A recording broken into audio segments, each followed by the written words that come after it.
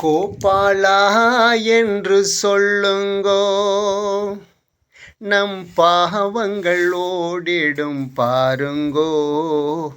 கோபாலா என்று சொல்லுங்கோ, நம் பாவங்கள் ஓடிடும் பாருங்கோ. கோமகன் கோவிலை நாடுங்கோ, அவன் பூமணி தாளினை வணங்குங்கோ. கோமகன் கோவிலை நாடுங்கோ, அவன் பூமணி தாளினை வணங்குங்கோ. கோவிந்த கோவிந்த வெங்கடரமணா, கோபால கிருஷ்ணா கோவிந்த. கோபால கிருஷ்ணா கோவிந்த. ஹரியோம். வணக்கம் அன்பு நெஞ்சங்களே. இன்னைக்கு ராமாயணம் 24. பரதன் ராமனுடைய பாதுகையை வாங்கி கொண்டு அயோத்தியை நோக்கி திரும்பலானான். அதற்கு முன் ராமனிடம் சொன்னான், அண்ணா, எனக்கு தந்தையும் தாயும் தெய்வமும் நீங்களே. நீங்கள் என்ன சொல்கிறீர்களோ அதை நான் தட்டாமல் செயல்படுவேன். ஆகவே நீங்கள் சொல்கிறீர்கள் 14 வருடம் இந்த நாட்டை ஆள வேண்டும் என்று. ஆகவே ஆளுகிறேன். ஆனால் ஒரு வேண்டுகோள் அண்ணா, நான் அயோத்தி நகரில் உள்ள நம் அரண்மனையில் நீங்கள் அமர வேண்டிய அந்த சிம்மாசனத்தில் நான் அமரமாட்டேன்.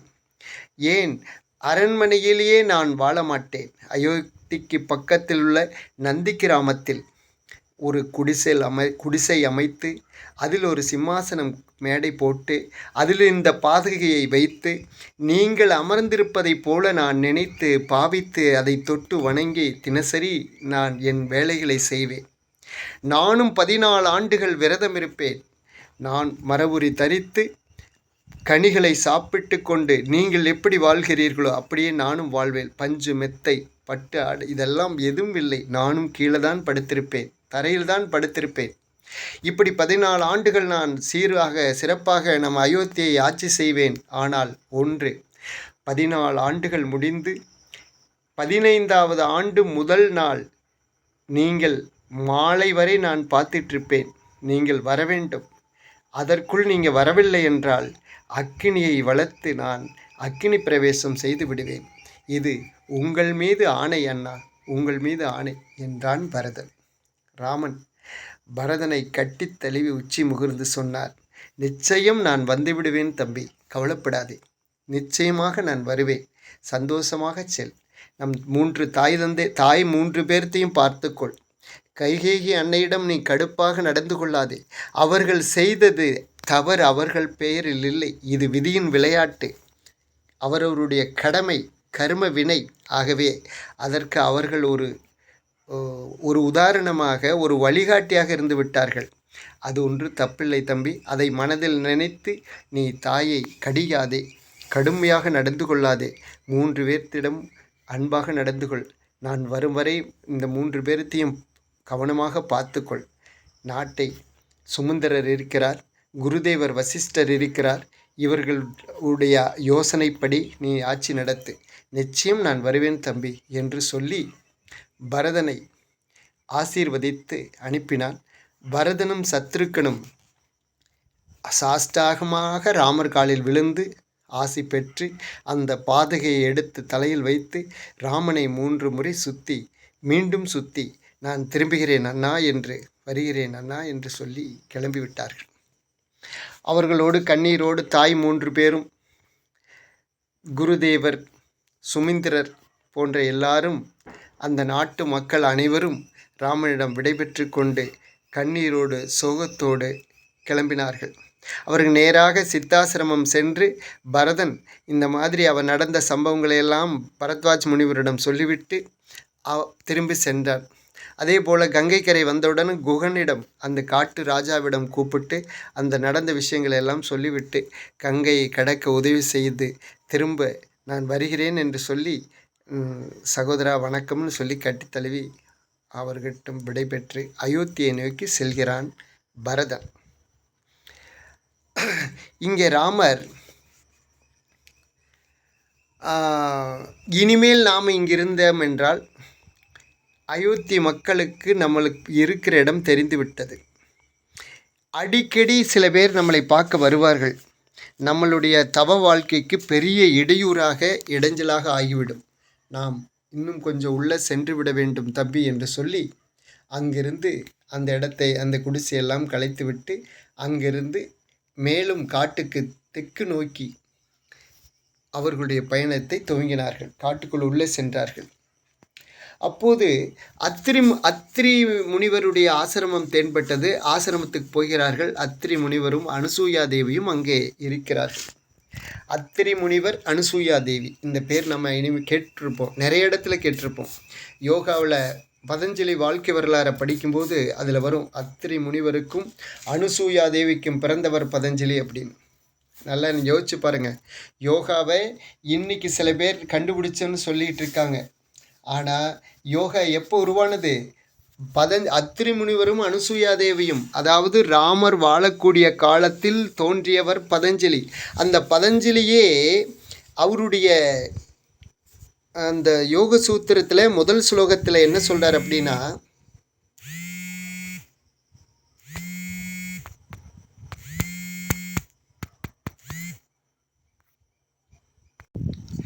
அவருடைய முதல் சூத்திரத்திலே சொல்கிறார், இந்த யோகாவை நான் கண்டுபிடிக்கவில்லை, இது காலமாக இருக்கக்கூடிய இந்த யோகாவை நான் விளக்கப் போகிறேன் அப்படின்னு. அவர் எப்போ வாழ்ந்தார்? கலியுகம் என்பது 4,32,000 ஆண்டுகள். இப்போ 5000 வருஷம்தான் நடந்திருக்கு.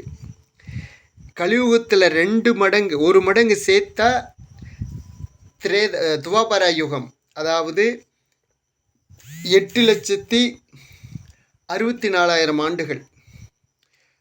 திரேதா யுகம் கலியுகத்தில் 2 மடங்கு சேர்க்கணும், 12,96,000 ஆண்டுகளுக்கு முன்னால் நடந்த ராமாயண வாழ்க்கையில், ராமாயண காலத்தில் அத்திரி முனிவரும் அனுசூயா தேவியும் வாழ்ந்தார்கள். அவருக்கு மகனாக பதஞ்சலி தோன்றினார்.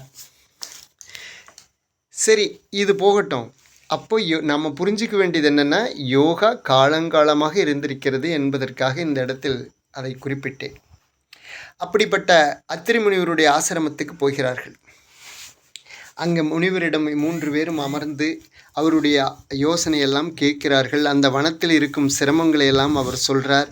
அதையெல்லாம் ராமர் பொறுமையாக கேட்டுக்கொண்டு, நான் இந்த காட்டுக்கு வந்திருக்கிறேன், இந்த பிரச்சனையெல்லாம் தீரும் சுவாமின்னு சொல்லிக்கொண்டு இருக்கும்போது அனுசூயா தேவி சீதாவை உள்ளே கூப்பிட்டாங்க. உள்ளே கூட்டிகிட்டு போய் சீதா கூட எல்லாம் பேசிட்டு அவங்க என்ன சொல்கிறாங்க சீதா கிட்டேன்னா, ராமரும் லட்சுமணனும் அவங்க விரதம் பூண்டு வந்திருக்காங்க, அதனால் அவங்க காவி உடை கட்டியிருக்கலாம், மர உரை தடிச்சிருக்கலாம், அவங்க உத்திராட்சம் போட்டிருக்கலாம், அவங்க அந்த வேஷத்தில் இருப்பது தப்பு கிடையாது. ஆனால் நீ ஒரு பெண், இளம் பெண், பெண்ணுக்கு அழகு நெற்றியில் குங்குமமும் கழுத்தில் அணிகலங்கள் இல்லாமல் இருப்பது ஒரு பெண்ணுக்கு அழகு இல்லைம்மா, ஆகவே நான் கொடுக்கறத போட்டுக்கன்னு சொல்லி அனுசூயா தேவியினுடைய அவங்களுடைய அணிகலங்களை எல்லாம் எடுத்து சீதைக்கு போட்டு விடுறாங்க. அழகாக அந்த பொண்ணுக்கு தலை சீவி பூ வச்சு தன்னுடைய மகளைப் போல அவருடைய அழகை பார்த்து ரசிக்கிறார்கள். இந்த ஒரு விஷயம் இந்த இடத்துல நான் பின்னாடி சொல்ல விரும்புகிறேன். என்னென்னா, சீதையுடைய நகைகளையெல்லாம் அவங்ககிட்ட இருந்த பொருளையெல்லாம் இந்த ஆரண்ய காண்டத்துக்கு வனத்துக்கு வரும் முன்னாடியே எல்லா ஏழைகளுக்கு தானம் விட்டுட்டு வந்துட்டாங்க. அப்போது சீதைக்கு நகை எப்போ வருது அப்படின்னா, இந்த அனுசூயா தேவி மூலம்தான் வருது. இந்த நகையைத்தான் ராவணன் தூக்கி செல்லும்போது சீதை ஒன்றொன்றாக கழட்டி கீழே போடுவது, அதை இந்த குரங்குகள் பொறுக்கி வைத்து ராமனிடம் காட்டுவது, இது பின்னாடி வரும். அப்படிப்பட்ட அந்த நகைகள் தான் அனுசூயா தேவியினுடைய நகைகள். அதைத்தான் சீதாதேவி போட வைத்து ராமனிடம் கொண்டு வந்து விடுகிறாள் அந்த பத்தினி உத்தமியான அனுசூயா தேவி. அதை பார்த்த அத்திரி முனிவர், நல்லதை செய்தாய் அனுசூயா, நல்ல காரியம் செய்தாய், உனக்கு வயதாகிவிட்டது, அதெல்லாம் இனி தேவையில்லை, சீதாவுக்கு பொருத்தமானது என்று பாராட்டுகிறார். ராமா, இதை நீங்களும் மறுத்து விடாதீர்கள், இவள் இப்படித்தான் இருக்க வேண்டும் என்கிறார்கள் அந்த அனுசூயா தேவி. இந்த அனுசூயா யார் என்றால், ஒரு கதை இருக்கிறது. அனுசூயா தேவி போல ஒரு பத்தினி பெண், ஒரு உத்தமி பெண் இந்த தேவ 7 லோகத்திலேயும் கிடையாது என்று ஒரு பேர். இது மகாலட்சுமிக்கும் சரஸ்வதிக்கும் துர்காவுக்கும் கொஞ்சம் இழுக்கு. இவளோட பேரை எப்படியாவது கெடுக்கணும்னு நினைக்கிறாங்க. 3 பேர் சேர்ந்து திட்டமிடுறாங்க. 3 பேரும் சொல்லி வச்ச மாதிரி விஷ்ணு, பிரம்மா, சிவன் 3 பேர்த்துக்கிட்டையும் அவங்க எப்படியாவது ஏதாவது ஒரு வழியில் களங்கம் பண்ணிட்டு வாங்க, அப்போ தான் நாங்கள் உங்களோட பேசுவோங்கிற மாதிரி சொல்கிறாங்க. சரி, என்ன பண்ணலான்னு யோசிக்கிறாங்க. 3 பேர் வர்றாங்க அனுசூயா தேவி வீட்டுக்கு. மாறு வேஷத்தில், சன்னியாசி வேடத்தில். அம்மா தாயே, நாங்கள் கேட்பதை கொடுப்பீர்களா, பிச்சையேந்தி என்கிறார்கள்.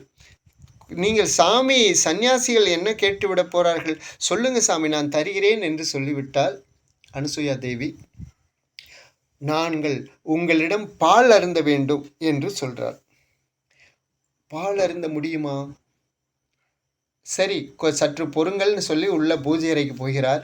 பூஜை அறையில் இவங்க 3 பேர் போட்டோ இருக்கு.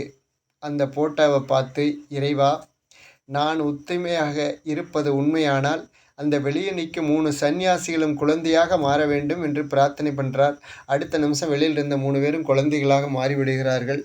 அவங்க கேட்டபடி அந்த 3 பேருக்கும் பால் கொடுத்து தன்னுடைய அந்த குழந்தைகளை வளர்க்கிறார். அந்த 3 தொட்டில போட்டு அந்த குழந்தைகளை வளர்த்துக்கிட்டு இருக்கிறார், பால் கொடுத்துக்கிட்டு இருக்கிறார். இப்போ மேலே இருக்கிற லட்சுமிக்கும் சரஸ்வதிக்கும் துர்காவுக்கு என்னடா போய் நாம் ஒன்று சொல்ல, இப்போ வேறொரு வம்பா போச்சு, இப்போ 3 பேரும் போய் அங்கே மாட்டிக்கிட்டாங்களே, இப்போ என்ன பண்ணுறது அப்படின்னு சொல்லி, அப்புறம் அவங்க 3 பேர் ஐயோ அம்மா, நாங்கள் தப்பாக நினச்சிட்டோம், மன்னிச்சுன்னு சொன்னதுக்கு பின்னாடி இந்த குழந்தைகளை விட்டுருன்னு அப்புறம் அதுக்கு பின்னாடி விட்டது. 3 பேரும் மீண்டும் சுயரூபமானது. அப்புறம் 6 பேருமா சேர்ந்து அவங்களுக்கு ஆசி வழங்கியதாக ஒரு கதை இருக்கிறது. அந்த கதை இப்போ அனுசூயா தேவி ஞாபகம் வரும்போது என் மனசில் பட்டதை உங்களுக்கும் சொல்லி வைக்கிறேன். அவ்வளோதான்.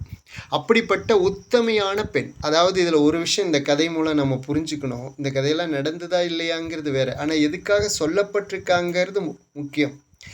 அதாவது படைத்த பரமாத்மாவே வந்தாலும் கூட தான் உத்தமையாக இருந்தால் அவங்கள் நினைப்பதை நடத்தி வைக்க வேண்டும் என்பது தான் இறைவனுடைய கடமையாக மாறும்.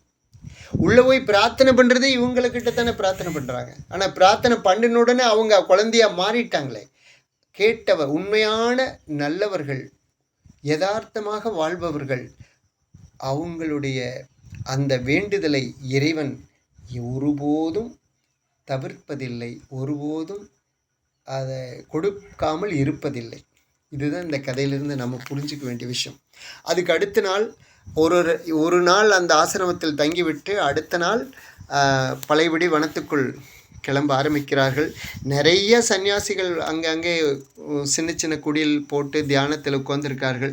அவங்க ராமனை பார்த்த உடனே எல்லாரும் ஓடி பார்த்தா சன்னியாசி மாதிரி இருக்கிற, கையில் வில்லம்பு வச்சுருக்கேன், யாருங்கிற போது நான் தசரதன் மகன் ராமன்கிற போது, ராமா, எங்களுக்கெல்லாம் பயங்கர ஆபத்து இருக்கிறது, இந்த ராவனுடைய தம்பி கரபூஷன்னு 2 பேர் இருக்காங்க, பயங்கர அக்கிரமம் தாங்க முடியவில்லை, எங்களை தியானம் பண்ண முடியவில்லை, எங்களுக்கு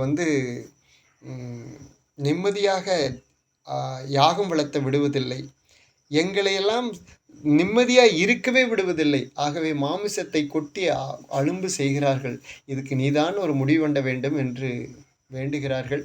நிச்சயம் சுவாமி, இதை நான் பார்த்து கொள்கிறேன், நான் காட்டுக்கு வந்து விட்டேன் இல்லையா, இனி நான் பார்த்து கொள்கிறேன் என்று ராமர் அவங்களுக்கெல்லாம் ஒரு பதில் சொல்லிவிட்டு மேலும் நடக்கிறார்.